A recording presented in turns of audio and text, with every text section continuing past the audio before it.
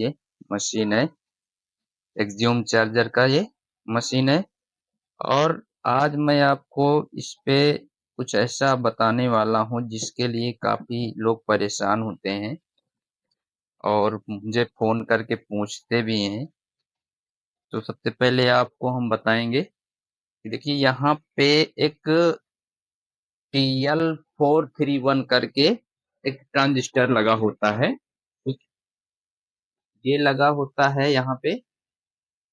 देखिए अगर इस साइड से देखेंगे तो इसके अंदर है यहाँ पे एक लॉजिक कार्ड के जस्ट बगल में, और इस साइड से अगर देखते हैं तो इसका ये पिन है, ठीक है। ये 1 2 और 3। तो इसका जैसा कि 431 है 431, तो इसका 1 नंबर पिन क्या होता है, रेफरेंस पिन होता है, और 2 नंबर पिन इसका एनोड होता है, और 3 नंबर पिन इसका कैथोड होता है। तो एक्चुअली में ये कंपोनेंट्स है क्या कि जैसे हमारा जिनर डायोड होता है, जिनर डायोड में जैसे 5 volt, 3 volt, 8 volt, 10 volt, 12 volt ऐसे जिनर डायोड होते हैं। वैसा ही ये एक कंप्लीट जिनर डायोड है, ठीक है। लेकिन इसका हम रेफरेंस वोल्टेज बढ़ा करके घटा करके इसके जिनर का वैल्यू हम चेंज कर सकते हैं, ठीक है। तो ये इस बोर्ड में लगा हुआ है, एक्सियम चार्जर के बोर्ड में। ये करता क्या है, ये पिन नंबर आपके जो 3525 आईसी लगा है, PWM आईसी जो लगा है, इसके पिन नंबर 8 के साथ में कनेक्ट होता है। और इसी के साथ में एक ट्रांजिस्टर और लगा होता है जो कि NPN ट्रांजिस्टर होता है यहाँ पे। अच्छा, NPN ट्रांजिस्टर में क्या है कि ये जरूरी नहीं है कि जो यहाँ पे जो नंबर का लगा है वही ट्रांजिस्टर लगाया जाए। आपको केवल इसका पिन देख लेना है, कौन सा पिन किस साइड में है इसका कलेक्टर एमीटर, और इसको कोई भी दूसरा NPN ट्रांजिस्टर यहाँ पे आप लगा सकते हैं इसकी जगह पे। बस आपको ये कंफर्म करना है कि इसका कलेक्टर और जो लगाने वाले हैं उसका कलेक्टर, एमीटर, बेस, ये तीनों पिने सेम जगह पे लगनी चाहिए। तो इसको कंफर्म करने के लिए आप गूगल कर सकते हैं, ठीक है। गूगल करेंगे तो वहां पे आपको पता चल जाएगा। तो कोई भी दूसरा NPN ट्रांजिस्टर यहाँ पे आप यूज कर सकते हैं। अब मेन समस्या यहाँ पे ये आती है, कई लोगों का फोन आता है मेरे पास कि इसका पिन नंबर 8 जो है चार्ज नहीं हो रहा, ठीक है। चार्ज नहीं हो रहा क्योंकि इसको चार्ज होना चाहिए जब ये इसके पिन नंबर 2 पे सिग्नल आएंगे इस प्रोग्रामिंग आईसी से, ठीक है। उस कंडीशन पे यहाँ पे वोल्टेज आने चाहिए, धीरे धीरे करके कैपेसिटर चार्ज होता है यहाँ पे। यदि ये कैपेसिटर चार्ज नहीं होगा, ठीक है, ध्यान देना, यदि ये कैपेसिटर यहाँ पे चार्ज नहीं हो रहा है, उस कंडीशन पे आपका यहाँ से आउटपुट नहीं निकलता। जब तक पिन नंबर 8 चार्ज नहीं होगा तब तक यहाँ से 11 और 14 नंबर जो आउटपुट निकलने हैं वो आउटपुट नहीं निकलेंगे, ठीक है। तो ऐसी समस्या किन किन कारणों से आ सकती है, आइए इसको हम यहाँ पे एक्सप्लेन करते हैं। तो सबसे पहले तो हम यहाँ पे चेक करेंगे ये सही है या फिर गड़बड़ है। पहले तो इसको हम चेक करते हैं क्योंकि ये रिपेयर के लिए आया था, तो काफी सारा लोगों ने हमसे पूछा था इसके बारे में। तो हमने सोचा इसी पे एक वीडियो बना देते हैं, आप लोगों को जानकारी हो जाएगा। तो यहाँ पे हम कनेक्ट करेंगे DC सप्लाई, ठीक है, मल्टीमीटर को वोल्टेज रेंज पे, ठीक है। अभी इसको हम यहाँ पे कनेक्ट करते हैं और चेक करेंगे यहाँ का वोल्टेज। वोल्टेज अभी भी नहीं आ रहा है, इसका क्या मतलब है, शायद से ही कनेक्ट नहीं है।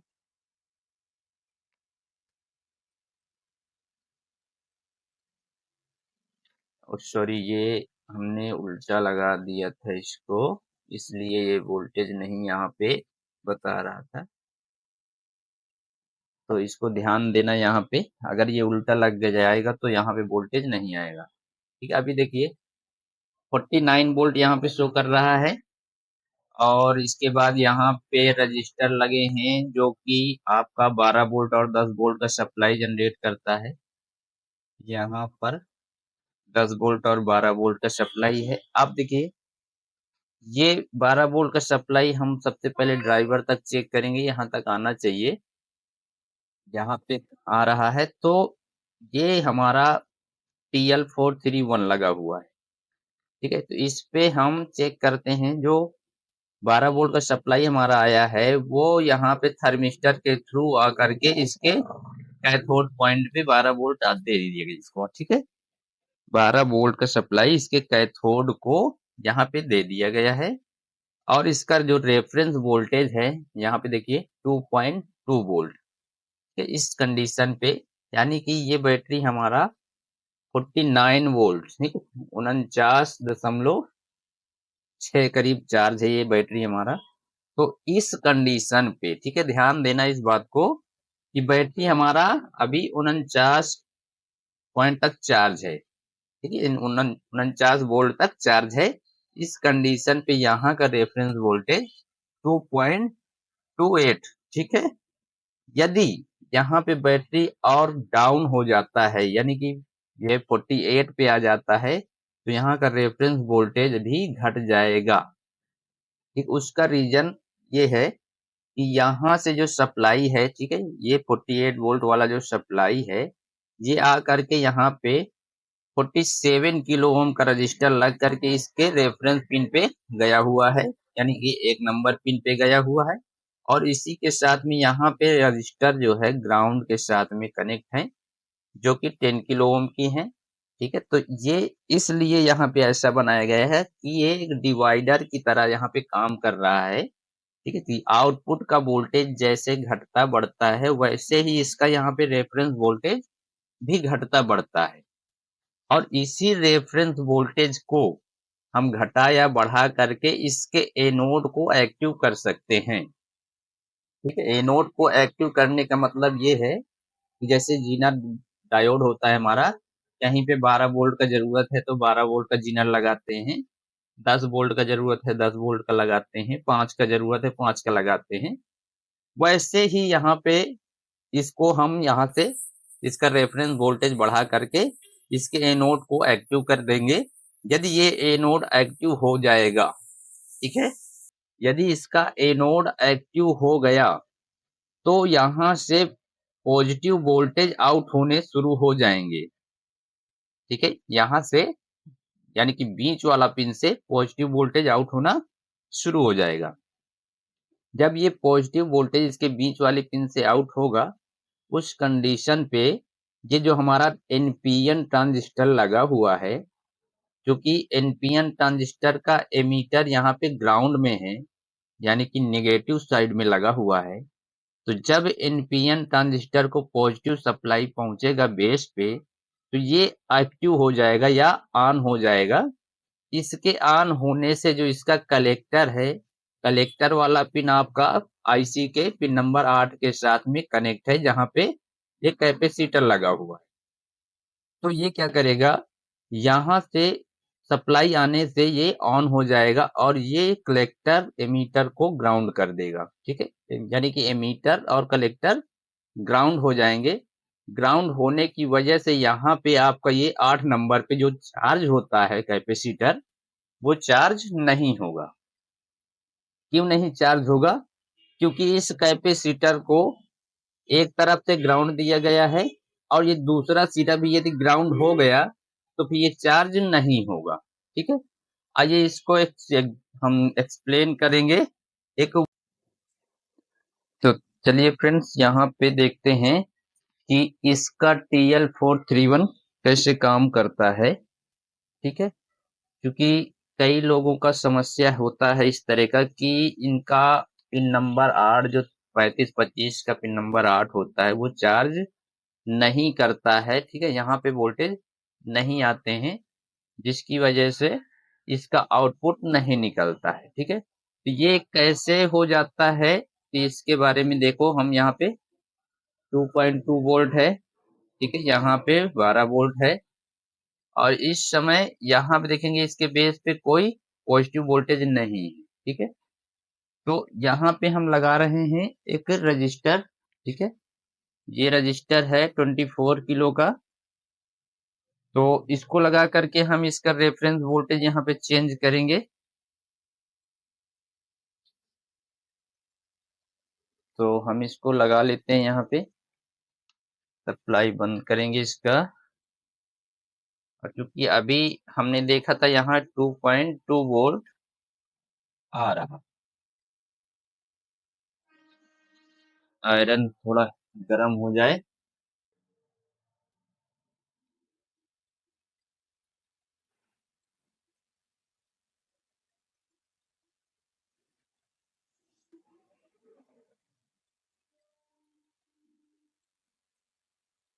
इस रजिस्टर को हम इस पे लगाएंगे ताकि इसका वोल्टेज जो है वो बढ़ जाए, ठीक है, जो इसका रेफरेंस वोल्टेज है वो इसका बढ़ जाए। तो एक तरफ हम इसको सोल्डिंग कर लेते हैं, दूसरी तरफ ने इधर भी सोल्डिंग कर देते हैं। तो यहाँ पे हमने सोल्डिंग सोल्डिंग कर दी, ठीक है। अब देखिए, अब चेक करते हैं इसका सप्लाई। तो ये ऑन हुआ डीसी और यहाँ पे देखेंगे, देख यहाँ पे 6 वोल्ट। तो इसका रेफरेंस वोल्टेज यहाँ पे 6 वोल्ट तक पहुंच गया, ठीक है। अब इस कंडीशन पे हम इसके बेस पे देखते हैं, तो देखिए यहाँ पे वोल्टेज आ चुके हैं, ठीक है, यहाँ पे 0.7 वोल्टेज आ चुके हैं। और अगर इसके एनोड पे देखें तो यहाँ पे 3 वोल्ट आ चुका है, ठीक है। तो इसका मतलब ये 3 वोल्ट जब यहाँ पे पहुंचेगा, ठीक है, जब 3 वोल्ट यहाँ पे हो जाएगा तो ये ज्यादा हो चुका है। अभी एक रजिस्टर हम और लगा सकते हैं यहाँ पे।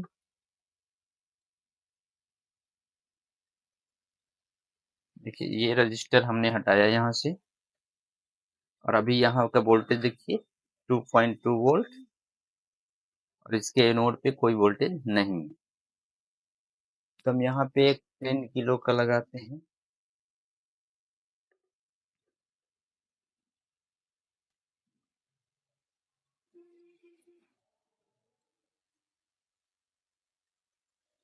यहाँ पे हमने एक 10 किलो का और रेजिस्टेंस लगाया और यहाँ पे कनेक्ट करते हैं।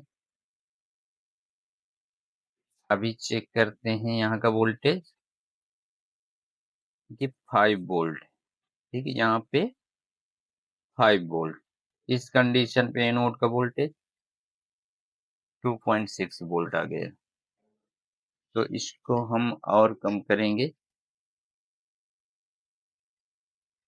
और कम करने के लिए हम इसको एक 24 का ही हम लेंगे रजिस्टर।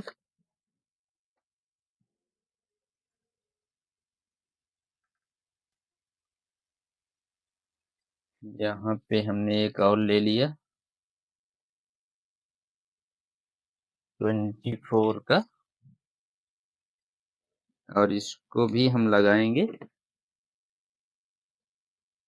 क्योंकि यहाँ पे हमें चेक करना है कि ये 3 वोल्ट पहुंचे, है ना, क्योंकि इसको सेट किया गया है।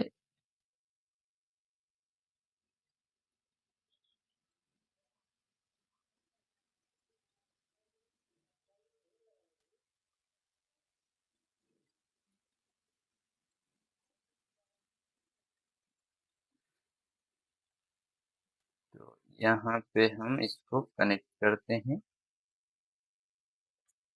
और अभी देखते हैं इसका वोल्टेज।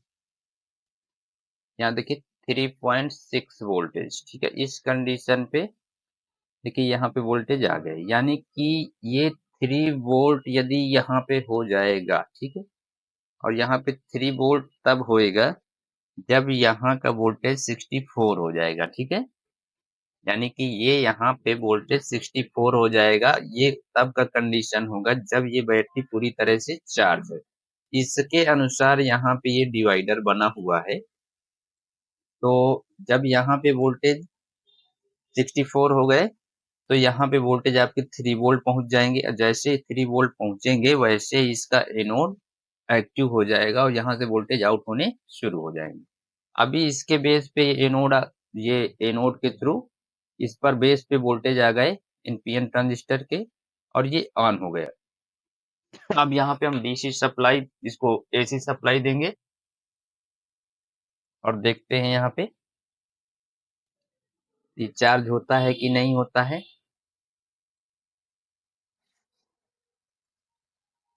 तो देख सकते हैं यहाँ पे ये चार्ज नहीं कर रहा है इस समय। और क्यों नहीं कर रहा है? क्योंकि ये ट्रांजिस्टर ऑन हो चुका है। ठीक है, ये ट्रांजिस्टर हमारा ऑन हो चुका है। इससे यहाँ 30% का एलईडी ब्लिंक कर रहा है। ठीक है, लेकिन यहाँ पे ये चार्ज नहीं हुआ और ये चार्ज नहीं हुआ तो इसका आउटपुट देख लें। ये आउटपुट पे भी कोई वोल्टेज नहीं आ रहे हैं। ठीक है, ना इस पे आ रहे हैं ना इस पे आ रहे हैं, किसी पे नहीं आ रहे हैं। ठीक है, तो इसको भी आपको चेक करना है कि यदि आपका ये बैटरी चार्ज हो चुका होगा।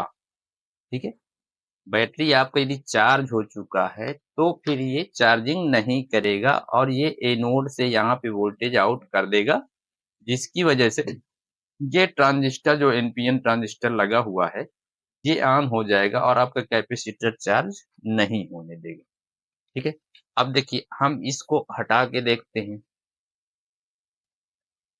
ठीक है, ये एसी लाइन कट करते हैं और इस रजिस्टर को हटा देते हैं। ये रजिस्टर हमने यहाँ से हटा दिया।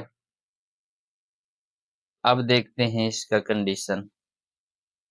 यहाँ पे कितना है? 2.2 आ गया। अब एसी लाइन हम लगाते हैं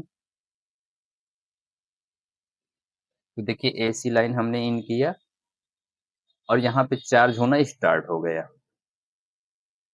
ठीक है, तो यदि ये चार्ज नहीं हो रहा है, ठीक है, अब ये देखिए चार्ज हो चुका। अब इसका आउटपुट भी निकलेगा, देख सकते हैं। देखिए यहाँ पे आउटपुट भी इसका आ रहा है।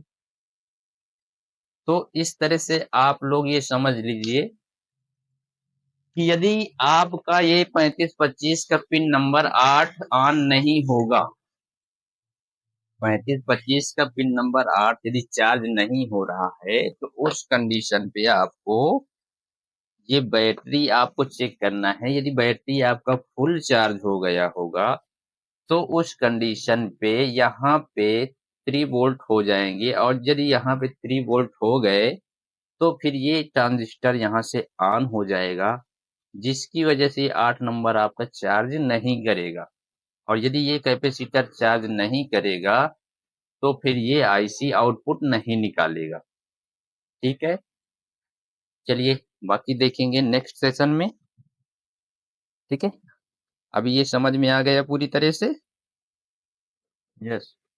ठीक है, अब चलिए अब नेक्स्ट सेशन में देखेंगे हम इसके पिन नंबर 2 को। ठीक है, ये पिन नंबर 2 कब काम करता है और कैसे काम करता है। तो फ्रेंड्स यदि किसी को इसका काम सीखना है तो हमारे व्हाट्सएप नंबर पे हमको संपर्क कर सकते हैं। ठीक है, बाकी डिटेल्स हम व्हाट्सएप पे आपको शेयर कर देंगे। हमारा नंबर नीचे व्हाट्सएप आ रहा होगा, उस पे हमसे संपर्क कर सकते हैं।